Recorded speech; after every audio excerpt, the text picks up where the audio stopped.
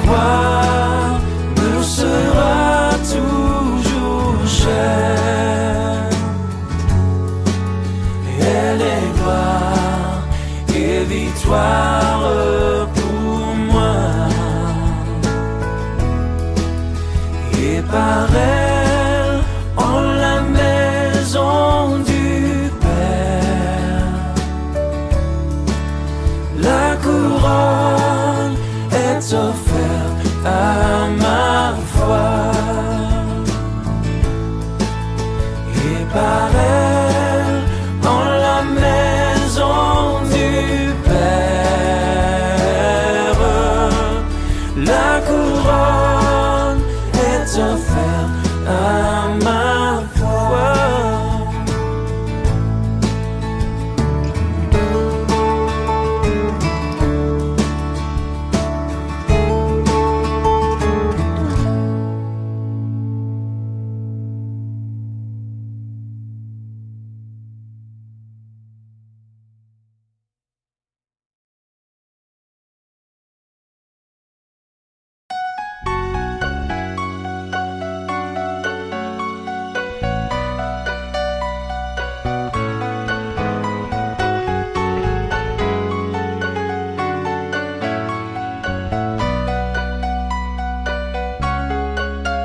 Comme soupire une biche après l'eau d'un ruisseau, moi aussi, ô Seigneur, je soupire après toi. J'ai soif de toi, mon Dieu, d'être là devant toi, de venir dans ton temple, me présenter à toi, pour qu'enfin me reviennent les souvenirs d'antan, où heureux je courais vers ta maison. Je voudrais retrouver cet amour et ce feu, encore une fois brûlé, être fou amoureux de toi, attaché à tes pas, vibrer à ta parole et au son de ta voix, pour qu'enfin me reviennent les souvenirs d'antan, où heureux je courais vers ta maison. Je veux crier à toi, plutôt que de me plaindre, je veux compter sur toi, te louer à nouveau. L'espérance et la joie seront dans ta présence. Je veux crier à toi, mon sauveur et mon Dieu. Montre-moi, ô Seigneur, chaque jour ta bonté, ta grandeur et ta grâce, et moi je chanterai celui qui de ma vie est maître, celui qui m'a choisi et qui me fait renaître, pour qu'enfin me reviennent les souvenirs d'antan, où heureux je courais vers ta maison. Je veux crier à toi, plutôt que de me plaindre, je veux compter sur toi, te louer à nouveau. L'espérance et la joie seront dans ta présence. Je veux crier à toi, mon sauveur et mon Dieu.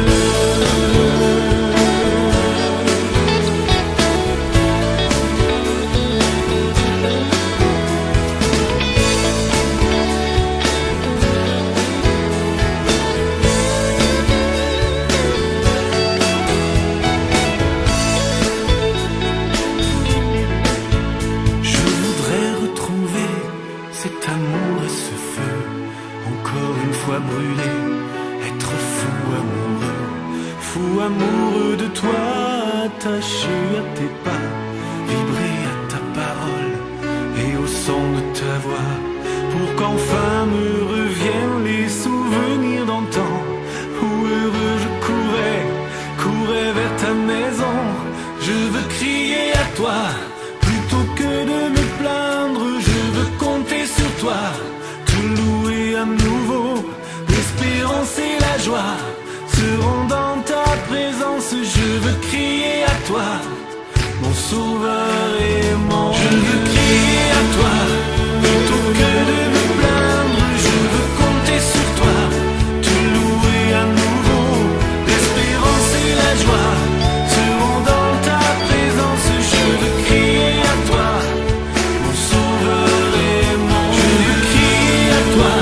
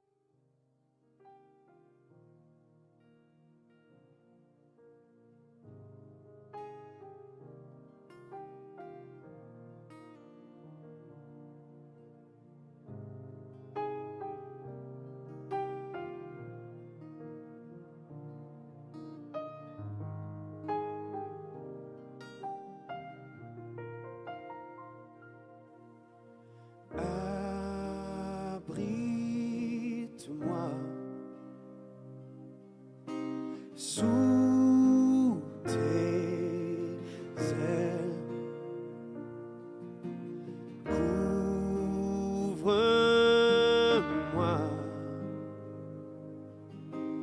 par ta main puissante. Oh oui, abrite-moi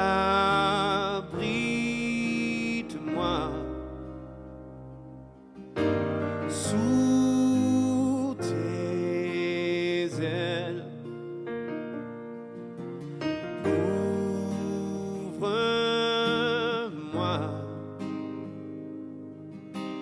par ta main puissante. Même si les océans se déchaînent, je les traverserai avec toi. Père, tu domines les tempêtes. Je suis tranquille car tu es là. Je suis tranquille car tu es là. Oh, alléluia. En Jésus seul, je me confie. Il me donne force, calme et puissance. Même si les océans se déchaînent, je les traverserai avec toi. Père, tu domines les tempêtes. Je suis tranquille car tu es là. Je suis tranquille car tu es. Même si les océans se déchaînent, je les traverserai avec toi. Père, tu domines les tempêtes. Je suis tranquille car tu es là. Je suis tranquille car tu es là.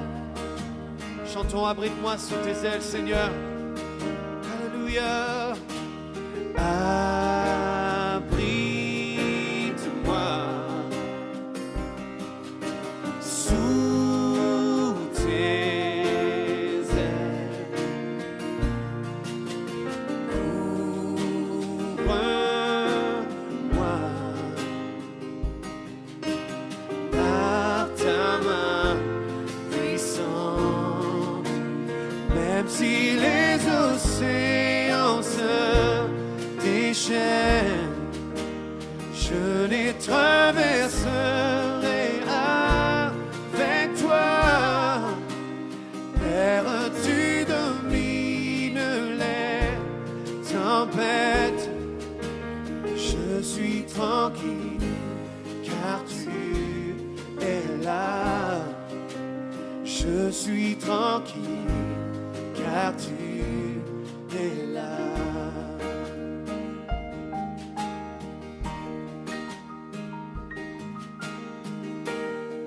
Chantons en Jésus seul.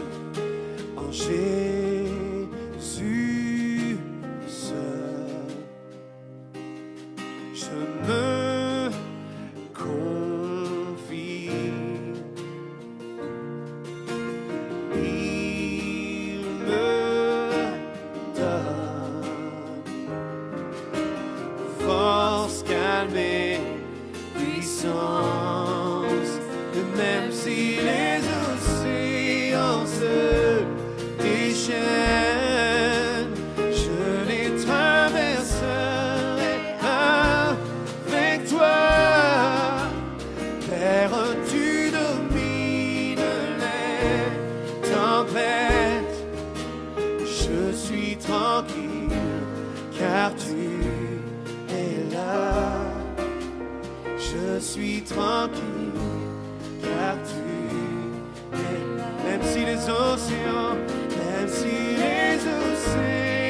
se déchaînent, je les traverserai avec toi.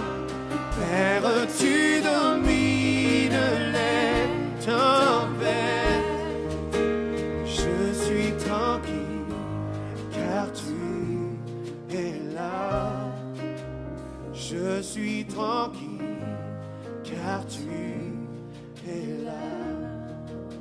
Et même si les océans se déchaînent, je les traverserai avec toi. Père, tu domines les tempêtes. Je suis tranquille, car tu es là. Je suis tranquille, car tu es là. Je suis tranquille, car tu es là. Je suis tranquille, car tu es là. Je suis tranquille, je n'ai rien à craindre, car tu es avec moi. Tu ne m'abandonnes jamais. Je suis tranquille, Seigneur. Je suis tranquille, Seigneur, car tu es là. Jamais tu ne m'abandonnes. Jamais tu ne m'abandonnes. Tu es toujours là. Alléluia.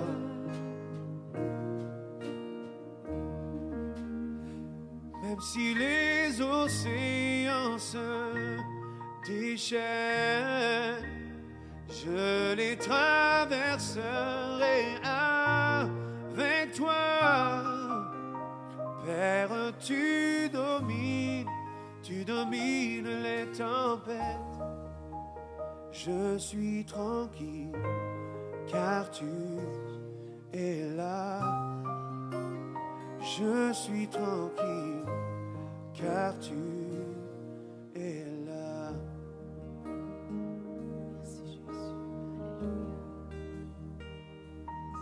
Je vous invite à vous lever pour la lecture de la parole. Je vais lire dans Matthieu 24, à partir du verset 9.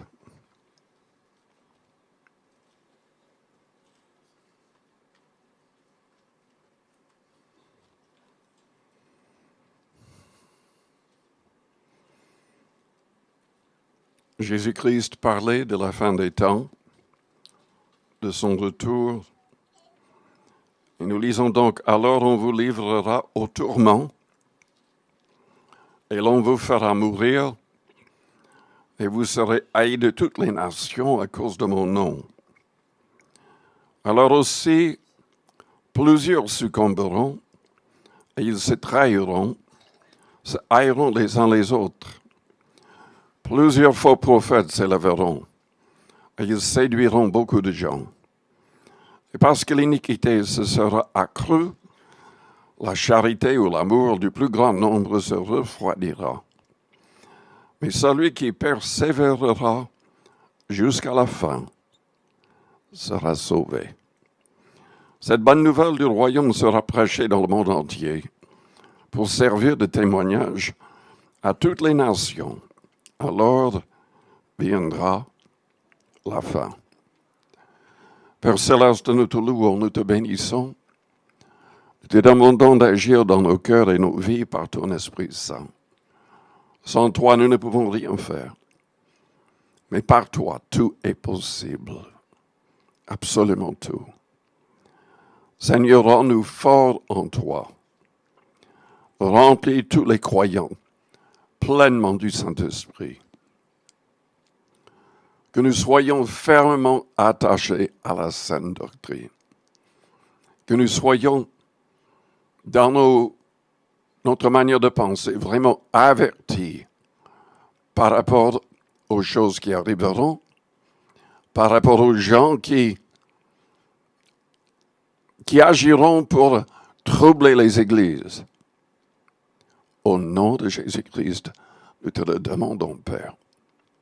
Amen. Vous pouvez vous asseoir.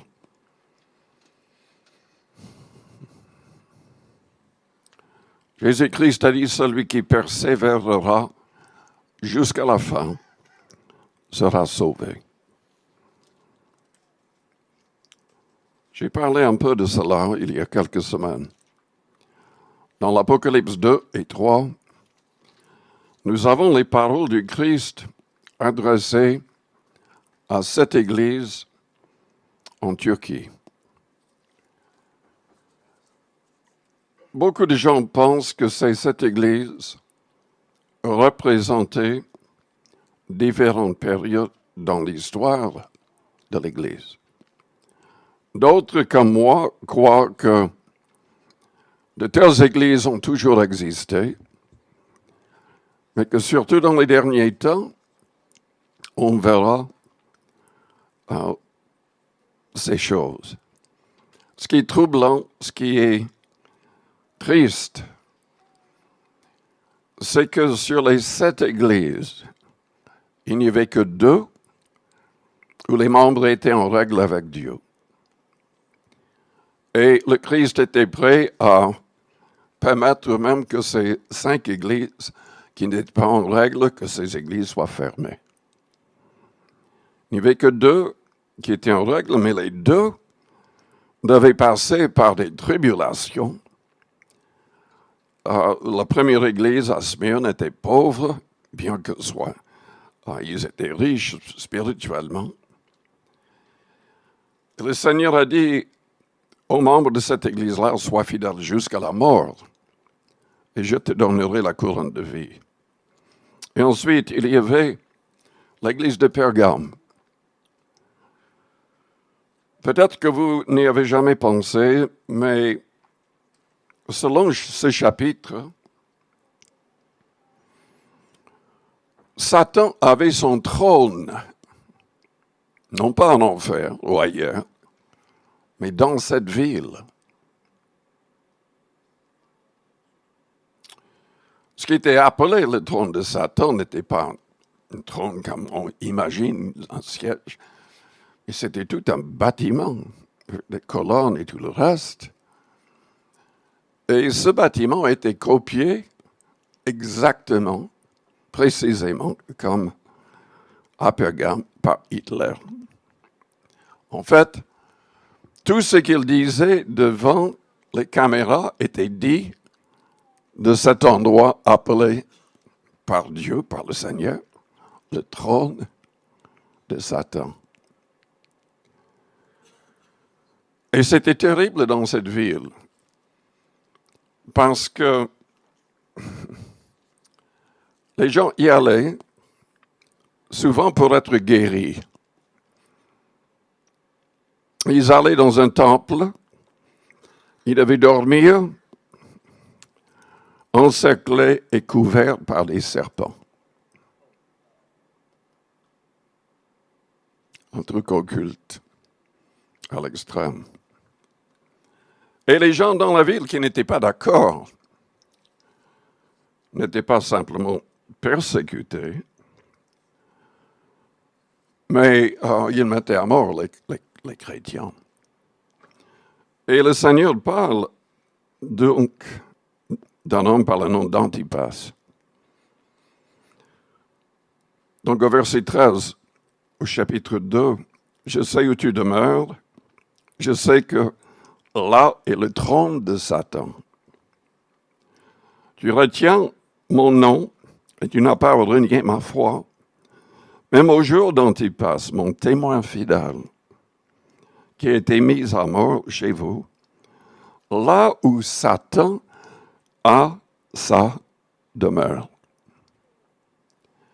En fait, selon l'histoire, Antipas et plein d'autres personnes qui n'étaient pas d'accord avec ces choses sataniques ont été mis à mort d'une manière terrible. Ils avaient un veau énorme fait en métal. Ils pouvaient l'ouvrir et mettre la personne dedans. Il n'y avait que 2 trous par les narines du veau, ou taureau plutôt. Et ils mettaient le feu en dessous. Et quand les gens criaient de douleur, le son sortait par les narines de ce taureau en métal. Il faisait un bruit terrible, quoi. Antipas, qui était fidèle, est mort de cette manière-là. Tu retiens mon nom, tu n'as pas renié ma foi, même au jour d'Antipas, mon témoin fidèle, qui a été mis à mort chez vous, là où Satan a sa demeure. Vous savez, ce n'est pas extrêmement difficile d'être chrétien, même s'il y a un peu de persécution, même si nous avons quelques problèmes en France. Mais attendez. Attendez d'être dans un milieu pareil. Attendez de voir le pasteur, ou tous les pasteurs, tous les évangélistes, mis à mort ainsi. Est-ce que vous allez garder votre foi? Ou est-ce que vous allez renier la foi, voulant rester en vie, ne pas voulant souffrir de la même manière? En tout cas, Jésus-Christ, en parlant de ces choses terribles à la fin des temps, a dit que c'est celui qui persévérera jusqu'à la fin qui sera sauvé. Nous ne devons pas abandonner le Seigneur. Plusieurs choses sont indispensables pour qu'on soit sauvé. Il y a toutes sortes de fausses doctrines qui circulent dans les églises évangéliques, dans les églises de Pentecôte. Beaucoup de gens annoncent un évangile, comment le dire, à bon marché. Vous croyez, vous confessez le Christ et vous serez sauvés. Tout ce que vous faites après, c'est secondaire, ça ne compte pas. Mais la Bible dit que nous devons naître de nouveau. Nous devons recevoir l'Esprit du Christ. Et si nous avons l'Esprit du Christ en nous, nous allons tout faire pour vivre comme le Christ, pour être comme le Christ, pour penser comme lui, parler comme lui, agir et réagir comme lui. Nous allons vouloir marcher selon son esprit et sa parole, et nous ferons partie de ceux qui annoncent la bonne nouvelle dans le monde entier jusqu'à son retour. Peu importe les difficultés, les persécutions, les attaques et tout le reste. Lisons dans 1 Timothée.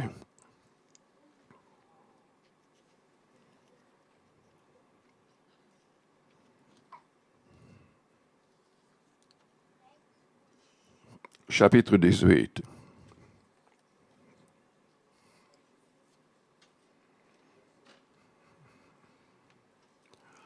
Le Christ n'a jamais promis une vie de facilité, une vie de rose.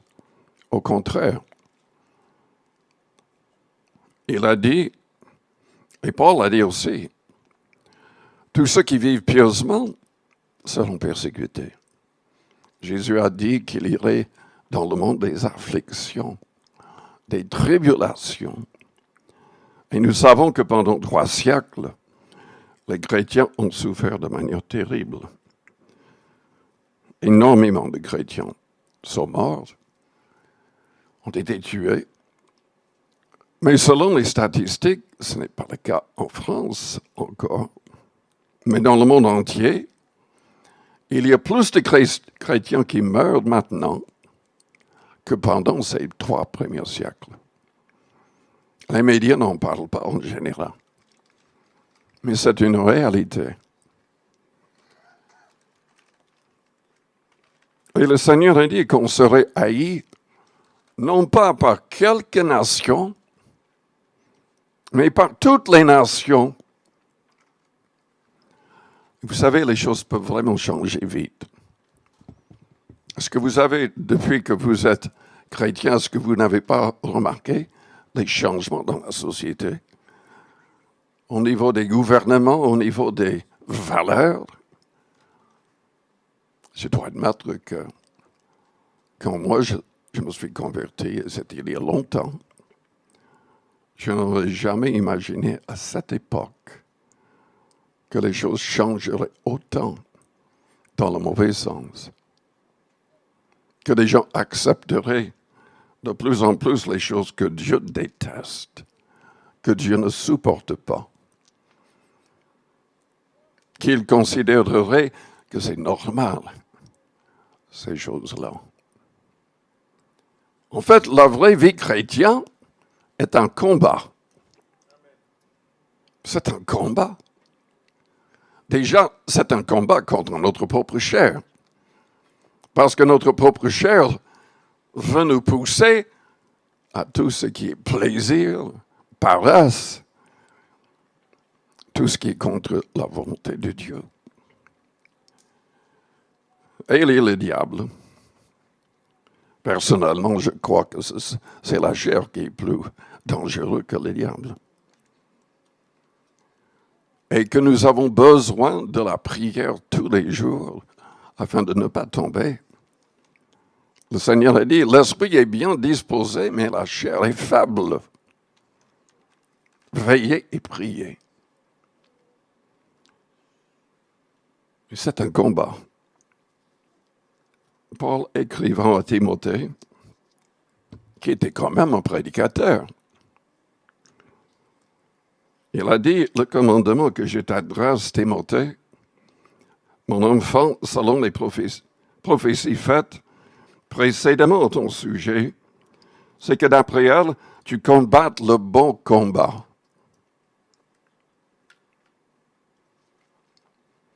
Vous savez, souvent nous citons des passages de la Bible sans vraiment être touchés par le sens profond. Il ne s'agit pas d'un petit combat de 2 enfants. Il s'agit d'un combat terrible. Un combat qui est plus terrible qu'un combat jusqu'à la mort. Parce qu'il s'agit non pas uniquement de la mort physique, mais de la mort, de la seconde mort, les temps de feu.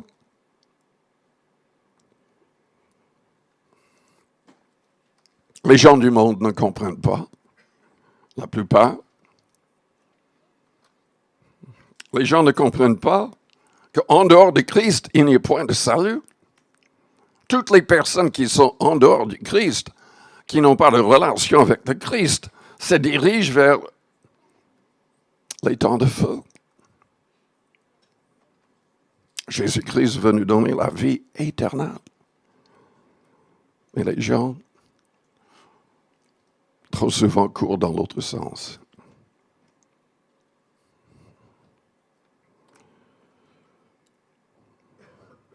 Combattre le bon combat, Paul a dit à Timothée. Gardons la foi et une bonne conscience.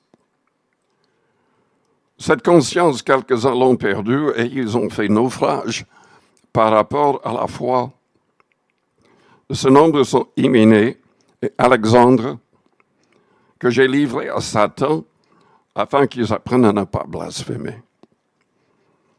Des collègues sont tombés si bas que Paul a dû les livrer à Satan pour qu'ils apprennent à ne pas blasphémer. Ce qui est terrible, selon la Bible, nous pouvons complètement détruire notre conscience pour qu'on ne soit plus touché. On peut faire toutes sortes de choses méchantes et terribles contre les autres. On peut mentir, voler, tout ce que vous voulez. Et on n'a plus de conscience. On n'est même pas troublé par ces choses. Nous devons combattre de telles pensées. Nous devons combattre la chair qui nous pousse toujours dans le mauvais sens.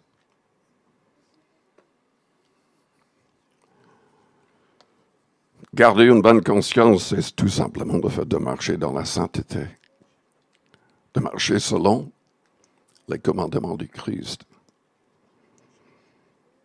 Cette conscience, quelques-uns l'ont perdue. Ils ont fait naufrage par rapport à la foi. Nous pouvons perdre la foi. Les Israélites ont perdu la foi. Vous vous rendez compte? Et ça a pris combien de temps pour qu'ils perdent la foi? Ils avaient vu tous les miracles en Égypte, des miracles extraordinaires qui dépassent tout ce qu'on peut imaginer. Dieu les a délivrés de l'esclavage. Et pourtant, en face de la terre promise, comme j'en ai parlé ce matin, en face de toutes sortes de petits problèmes, ils ne pouvaient même pas faire confiance à Dieu pour que Dieu agisse. Et ils sont allés à parler contre Dieu, à parler contre les responsables. Et ils ont reçu exactement ce qu'ils ont dit. La Bible dit, Jésus a dit que c'est par nos paroles, toutes paroles vaines, que nous serons jugés. Nous serons justifiés ou condamnés selon nos paroles. C'est la raison pour laquelle c'est si important, non pas uniquement de croire dans son cœur, mais de confesser sa foi en Christ. Selon Romains 10, ce qui sauve, c'est le fait de confesser que Jésus est ressuscité. Selon Romains 4, verset 25, il a été livré pour nos offenses et ressuscité pour notre justification, pour nous rendre justes aux yeux du Père. C'est la confession de notre foi qui nous justifie. Que Dieu aime. C'est celui qui aime son Fils qui sera aimé et sauvé par Dieu. Est-ce que vous avez une bonne conscience? Ou est-ce que vous êtes en train de détruire votre conscience? La Bible nous dit, si nous péchons, nous avons un avocat auprès du Père. Si nous confessons nos péchés, il est fidèle et juste pour nous les pardonner et pour nous purifier de toute iniquité. Combien c'est important de garder un cœur tendre par rapport à Dieu, par rapport au péché. Nous pouvons tous pécher. Oui, on est chrétien, mais on peut dire et faire toutes sortes de choses mauvaises. Parfois, on réagit même sans réfléchir. On blesse quelqu'un. On parle méchamment. On fait quelque chose de méchant. Est-ce qu'on demande pardon à Dieu et à la personne que nous avons blessée?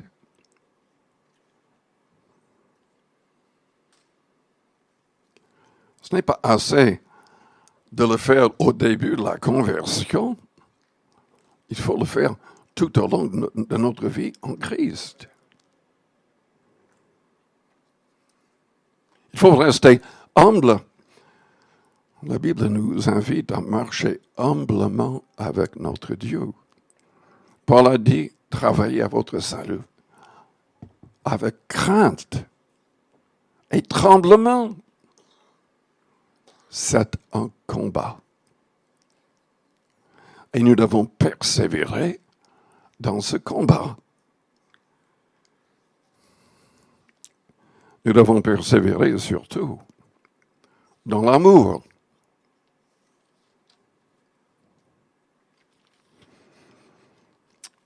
Il n'y a que le Saint-Esprit qui peut nous aider à aimer comme Dieu le désire. Et si on ne prie pas, on va être méchant, impatient. Lisons dans 1 Corinthiens 13. Paul explique dans ce chapitre que aimer est beaucoup plus important que les dons spirituels. Mais en même temps, selon Romains 5 au verset 5, c'est le Saint-Esprit qui nous remplit de l'amour de Dieu. Si on prie, si on demande son aide. C'est lui qui nous aide à aimer même nos ennemis. Parfois, les gens disent, je sais que Jésus-Christ sur la croix, il a prié, Père, pardonne-leur car ils ne savent ce qu'ils font. Mais je ne suis pas le Christ. Étienne n'était pas le Christ. Mais dans Acte 7, au verset 55 et 56, quand il était en train d'être mis à mort faussement, il a prié de la même manière pour ceux qui le mettaient à mort. Mais c'est le Saint-Esprit qui l'a aidé. La Bible dit, rempli du Saint-Esprit, il a parlé. Il a demandé que Dieu pardonne à ceux qui le mettaient à mort. Nous devons vraiment dépendre du Saint-Esprit pour remporter la victoire dans ce combat. Car par nous-mêmes, nous n'y arriverons pas. Donc il dit que parler en langue, ou prophétiser, ou avoir des dons de connaissance, c'est secondaire par rapport à l'amour ou la charité. Comme j'ai expliqué ce matin, le mot charité est la traduction dans beaucoup de Bibles.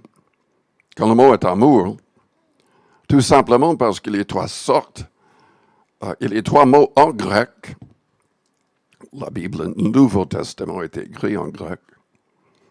Trois mots qui sont traduits par amour, mais qui ont un sens différent. Il s'agit de l'amour, la sorte d'amour qui nous pousse à aimer tous, peu importe la réaction. Donc, les traducteurs mettent charité.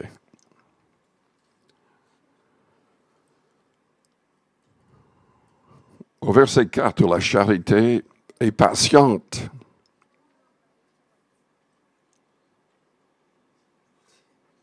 Je parlais avec Joëmé tout à l'heure. Il a de petits-enfants. Il disait, mais c'est fou que c'est difficile. Je lui ai dit, j'ai déjà payé. Maintenant, je regarde et je ris.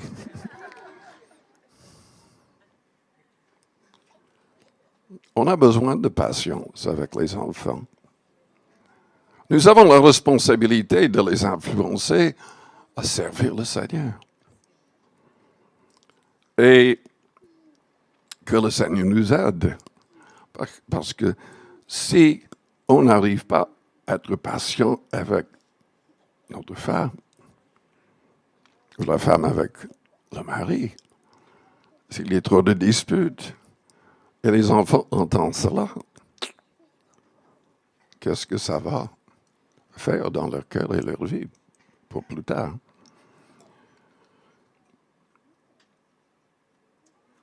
Il faut se repentir, il faut demander pardon, il faut demander l'aide du Seigneur.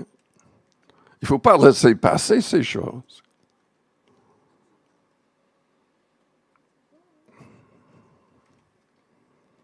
La charité est patiente.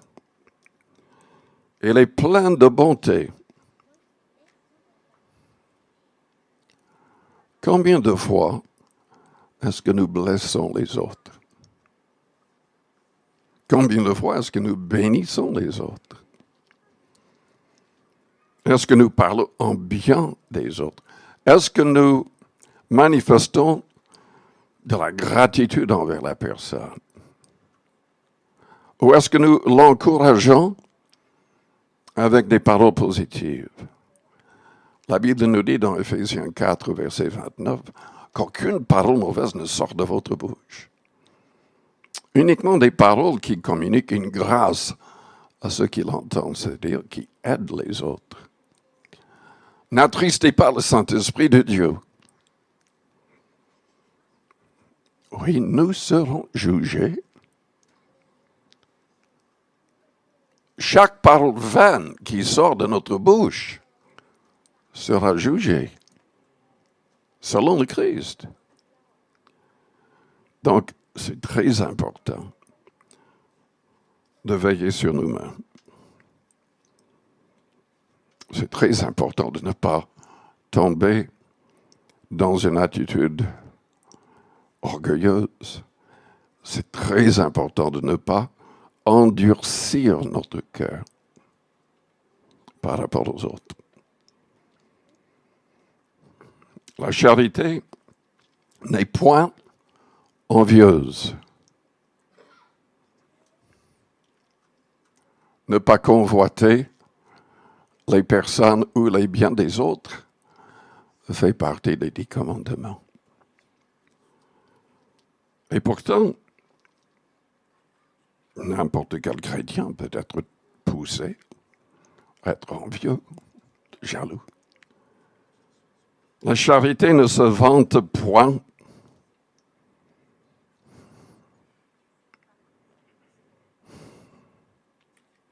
Que Dieu pardonne les personnes qui parlent de tous les jours qu'ils ont passés en jeûne et en prière. Que Dieu pardonne à ceux qui parlent si souvent de grands exploits en Dieu ou en dehors. La charité ne se vante point.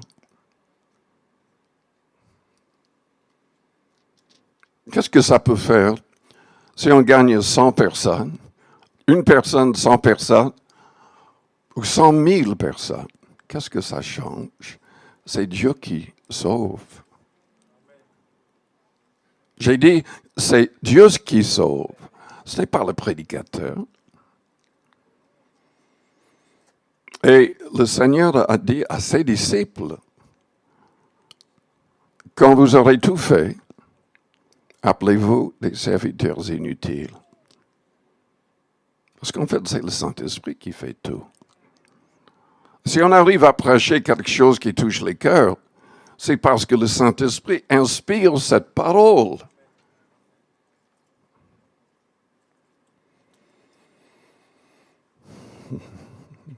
Mais moi, je suis prophète. Moi, je suis apôtre.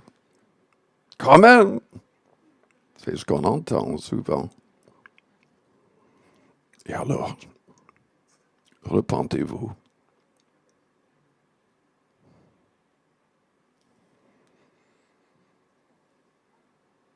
La charité ne se vante point. Elle ne s'enfle point d'orgueil. Elle ne fait rien de malhonnête.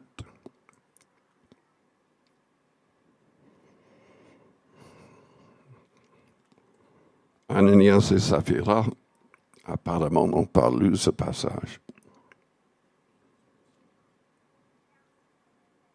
Ils ont même menti à l'apôtre Pierre.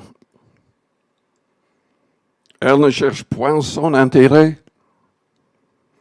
C'est terrible, mais il y avait un moment où Paul a écrit à Timothée. Il voulait qu'il vienne travailler avec lui. Il a dit, mais je n'ai personne. Tous cherchent leurs propres intérêts et non pas les intérêts du Seigneur. C'est terrible quand même.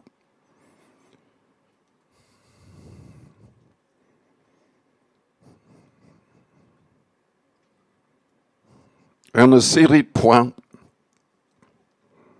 Pardonne-moi, Seigneur.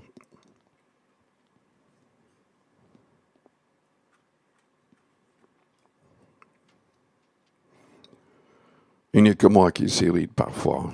Je suis sûr que vous n'avez pas ce problème.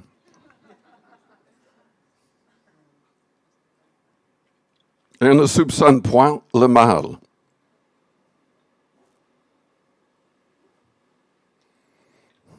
Il y a trop de, entre guillemets, prophéties, pas ici, mais ailleurs.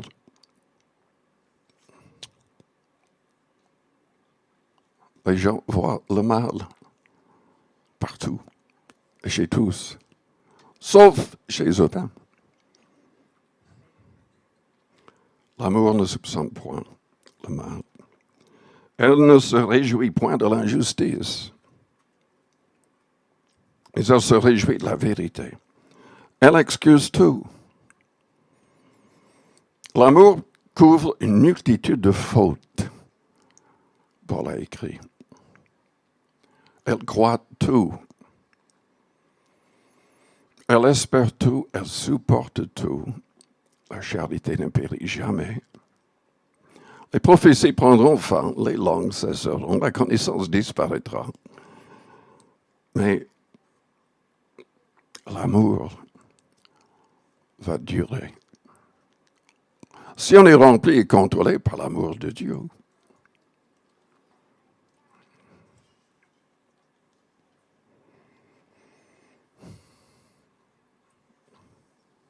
la Bible dit que la plupart dans les derniers temps n'auront pas cet amour. Ils n'arriveront pas à aimer ainsi.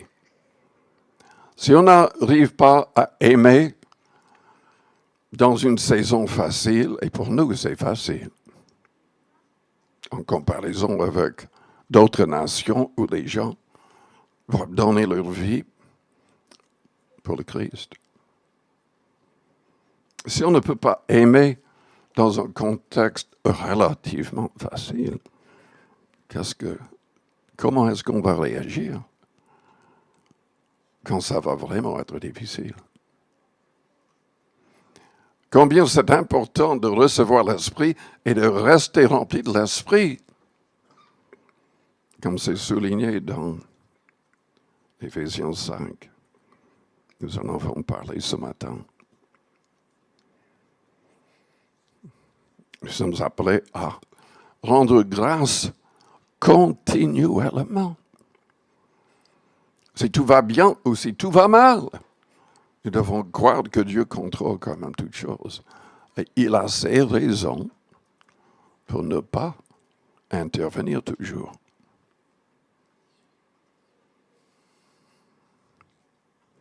Le plus grand problème dans les derniers temps, ce sont les faux chrétiens, les faux enseignants, les gens qui se disent chrétiens, les églises qui se disent chrétiennes, qui ne suivent pas du tout la sanctification, la sainteté qui est annoncée dans la Bible. Mais pas du tout. Ils acceptent maintenant, plus de 3500, uniquement aux États-Unis, acceptent des pasteurs homosexuels ou lesbiens. Ils acceptent le mariage gay. L'adultère, ça c'est rien. Se remarier 25 fois, c'est rien.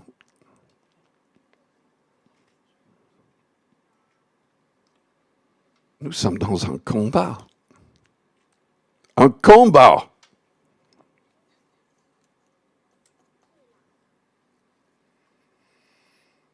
Lisons dans Jude, juste avant l'Apocalypse.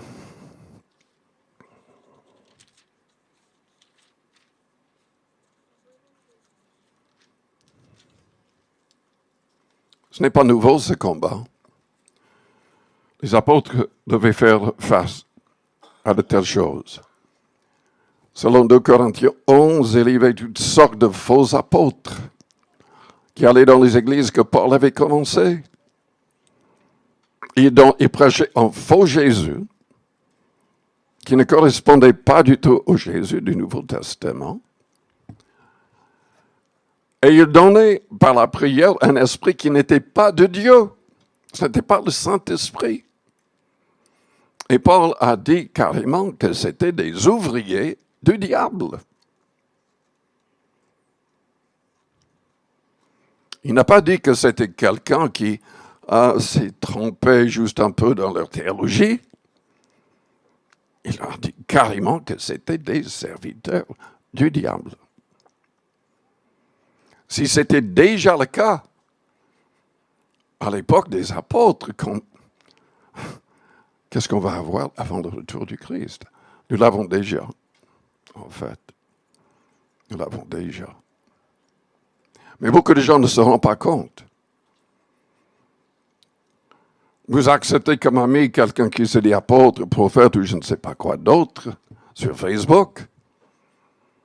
Et vous ne vous rendez même pas compte qu'en fait c'est un serviteur du diable. C'est un menteur. Et cette personne est là pour vous pousser à douter de la vraie foi.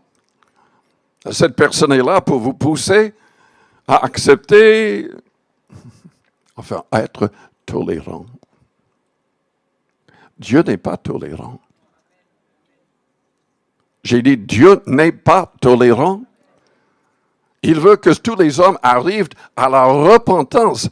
Il veut que tous les hommes soient sauvés, mais ils doivent arriver à la repentance, à une vie totalement changée.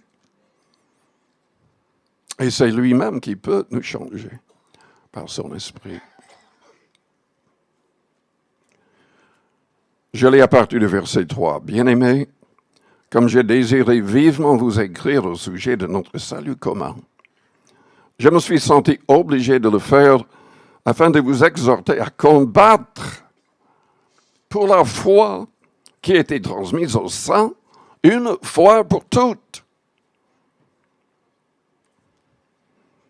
Vous, dans la vaste majorité des messages sur l'Internet sont de faux messages. Pourtant,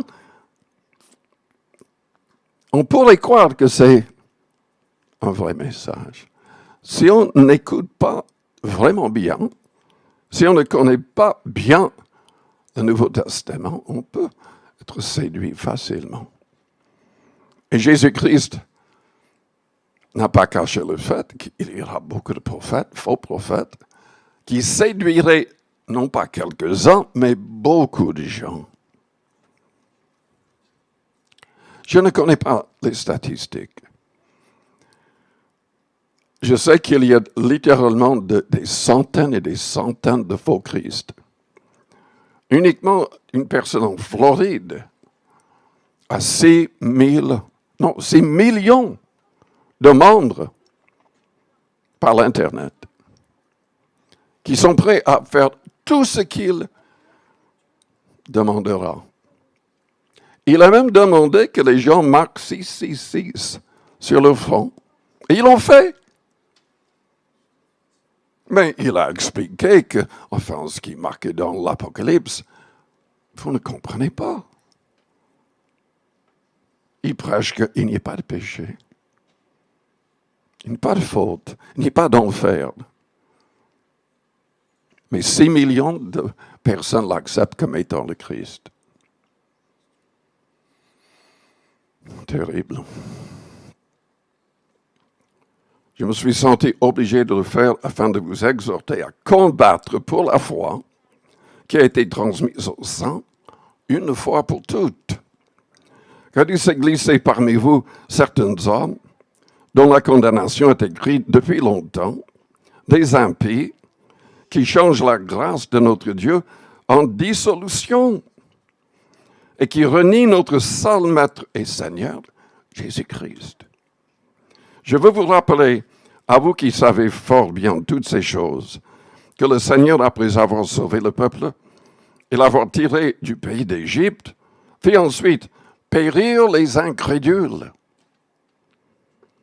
qu'il a réservés pour le jugement du grand jour, enchaînés éternellement par les ténèbres, les anges qui n'ont pas gardé leur dignité, mais qui ont abandonné leur propre demeure, que Sodome et Gomorrhe et les villes voisines, qui se livrèrent comme eux à l'impudicité et à des vices contre nature, sont donnés en exemple subissant la peine d'un feu éternel.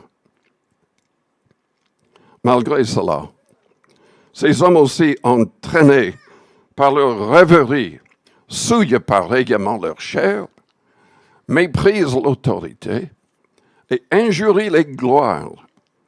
Or, l'archange Michel, lorsqu'il contestait avec le diable et lui disputait le corps de Moïse, n'osa pas porter contre lui un jugement injurieux.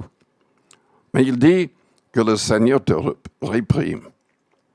Eux, au contraire, ils parlent d'une manière injurieuse de ce qu'ils ignorent. Ils se corrompent dans ce qu'ils savent naturellement comme des brutes. Malheur à eux, car ils ont suivi la voie de Caïn.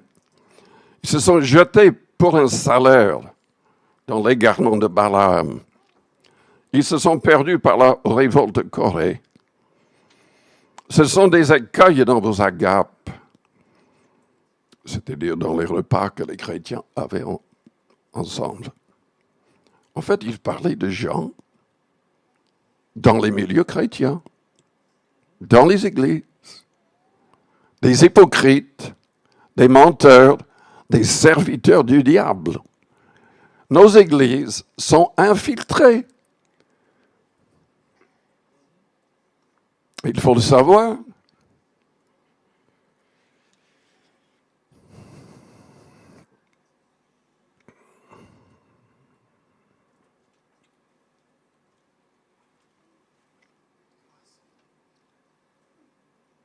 Eux, au contraire, ils parlent d'une manière injurieuse de ce qu'ils ignorent. Ils se corrompent dans ce qu'ils savent naturellement comme les brutes. Malheur à eux. Ce sont des écailles dans vos agapes, faisant impudemment bonne chère, se repaissant eux-mêmes. Ce sont des nuées sans eau, poussées par les vents, des arbres d'automne sans fruits, 2 fois morts, déracinés, des vagues furieuses de la mer, rejetant l'écume de leurs impuretés, des astres errants auxquels l'obscurité des ténèbres est réservée pour l'éternité. C'est aussi pour eux qu'Enoch, le 7e depuis Adam, a prophétisé en ces termes. Voici le Seigneur est venu avec ses saintes myriades pour exercer un jugement contre tous et pour faire rendre compte à tous les impies parmi eux de tous les actes d'impiété qu'ils ont commis et de toutes les paroles injurieuses qu'ont proférées contre lui des pécheurs impies. Ce sont des gens qui murmurent, qui se plaignent de leur sort, qui marchent selon leur convoitise, qui ont à la bouche des paroles hautaines, qui admirent les personnes par motif d'intérêt. Mais vous, bien-aimés, souvenez-vous des choses annoncées d'avance par les apôtres de notre Seigneur Jésus-Christ. Il vous disait qu'au dernier temps, il y aurait des moqueurs, marchant selon leur convoitise impie. Ce sont ceux qui provoquent des divisions, hommes sensuels, n'ayant pas l'esprit. Il y a des gens qui ont de faux esprits, c'est-à-dire ils n'ont pas le Saint-Esprit. Je vais terminer avec 1 Timothée 4. L'Esprit de Dieu dit expressément dans les derniers temps, quelques-uns abandonneront la foi pour s'attacher à des esprits séducteurs et à des doctrines de démons, par l'hypocrisie de faux docteurs, portant la marque de la flétrissure dans leur propre conscience. Écoutez-moi bien, avant que je termine de lire.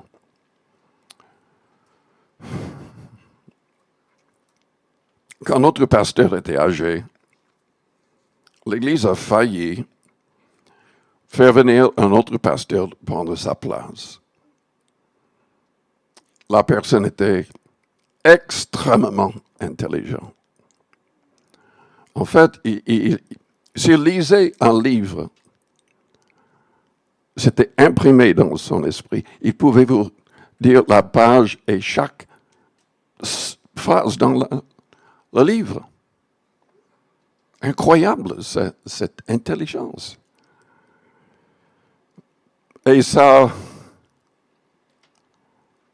influencé les autres à vouloir qu'il devienne pasteur de l'Église. Mais le Saint-Esprit a empêché notre pasteur de l'accepter. Heureusement. Heureusement. Je ne sais pas s'il est toujours à la télé ou pas, mais il est allé à la télé par la suite, complètement apostate. Il prêchait l'Évangile avec une cigare à la bouche, disait des choses complètement bêtes, et pourtant, des millions de personnes l'écoutaient et acceptaient les bêtises qui sortaient de sa bouche. Incroyable. Incroyable. Et en lisant cela, j'ai pensé à ça. C'est fou. Et nous devons faire face à cela. Nous devons avoir du discernement. Il faut prier que le Saint-Esprit nous donne du discernement pour ne pas être trompé par n'importe qui et n'importe quoi.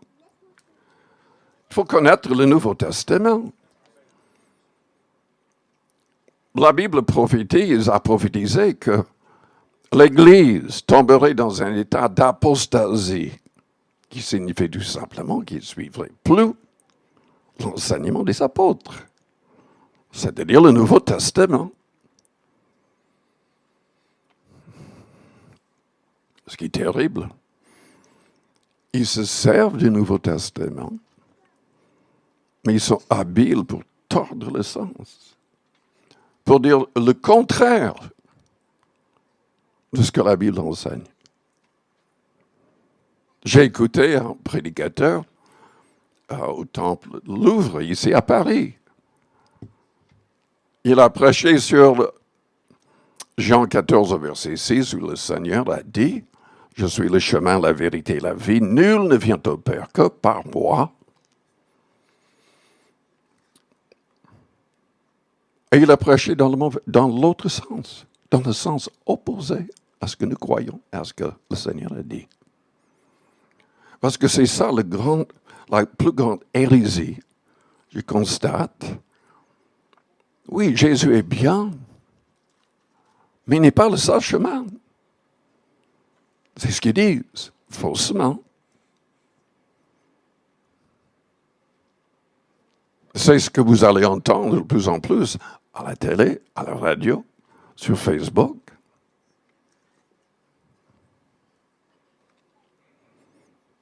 Et il y a des miracles. Il y a des miracles. Jésus a dit que les faux prophètes, les faux Christ, les faux rois accompliraient des très grands miracles. Et l'Antichrist, il va séduire le monde entier par ces miracles. Et il aura un faux prophète qui va l'accompagner dans tout cela. Il faut être préparé. Je ne sais pas si tout cela va se passer avant notre mort, mais c'est possible. C'est possible.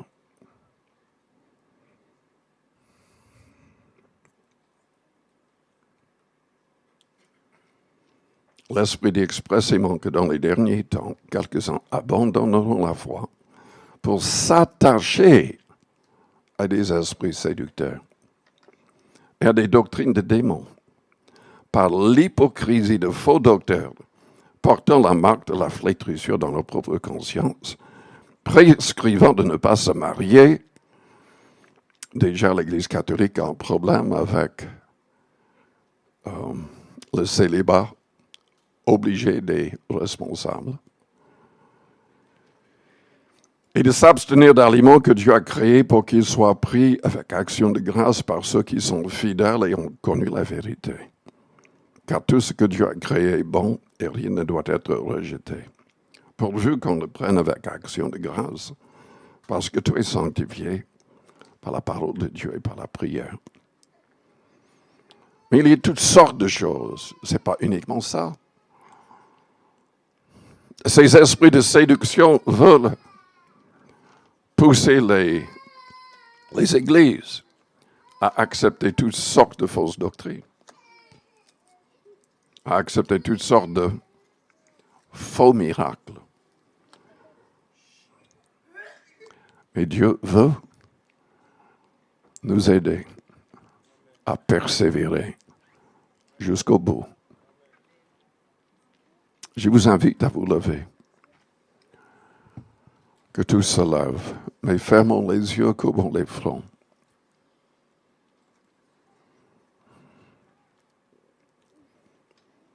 Si vous avez besoin de prière parce que vous vous rendez compte que spirituellement, ça ne va pas dans votre vie, peut-être que vous n'avez pas encore fait le nécessaire pour devenir un vrai disciple du Christ. Vous ne pouvez pas dire que vous êtes né de nouveau de l'Esprit, que vous avez l'assurance de votre salut, mais vous voulez l'avoir.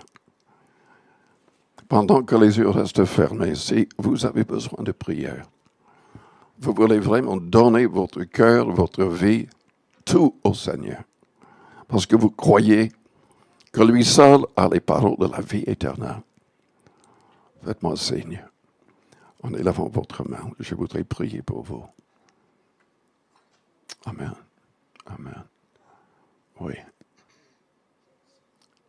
Est-ce qu'il y a quelqu'un d'autre? Oui. Père Céleste, je prie pour toutes les personnes qui viennent d'élever la main, que ces personnes soient transformées par ton esprit, remplies de l'amour de Dieu, que ces personnes deviennent fortes en toi, persévérant, pour mettre tes commandements en pratique, pour recevoir ton Esprit Saint dans sa plénitude. Seigneur, sers-toi de ces personnes pour gagner des âmes, pour accomplir ta volonté sur terre. Au nom de Jésus-Christ. Si vous voudriez la prière avec l'imposition des mains, Seigneur en a parlé dans Marc 16. Venez vers le devant. Si vous êtes malade, nous prierons pour vous.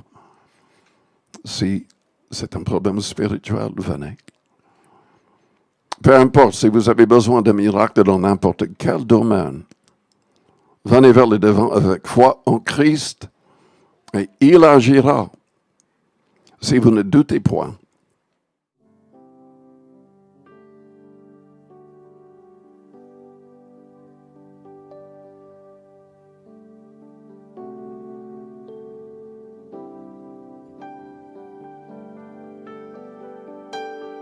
Au-dessus des puissances, au-dessus des rois, au-dessus de la nature et de la création, au-dessus de tous les plans des hommes sages, bien avant le monde tu existais. Au-dessus des royaumes, au-dessus des trônes, au-dessus des merveilles que ce monde a connues, par-dessus tous les trésors de la terre, rien ne peut mesurer ta valeur. Crucifié, seul abandonné, tu as souffert.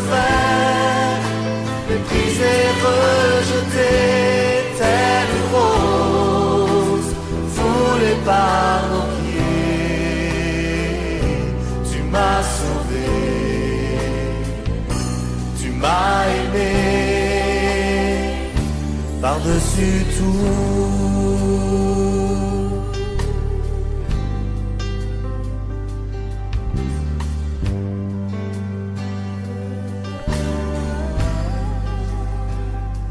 Au-dessus des puissances, au-dessus des rois, au-dessus de la nature et de la création, au-dessus de tous les plans des hommes sages, bien avant le monde tu existais. Des royaumes, au-dessus des trônes, au-dessus des merveilles que ce monde a connues, par-dessus tous les trésors de la terre, rien ne peut mesurer ta valeur.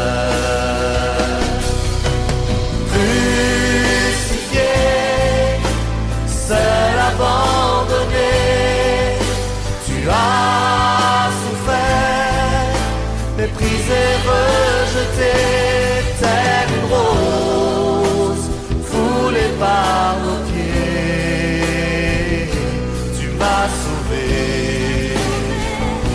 tu m'as aimé par-dessus tout.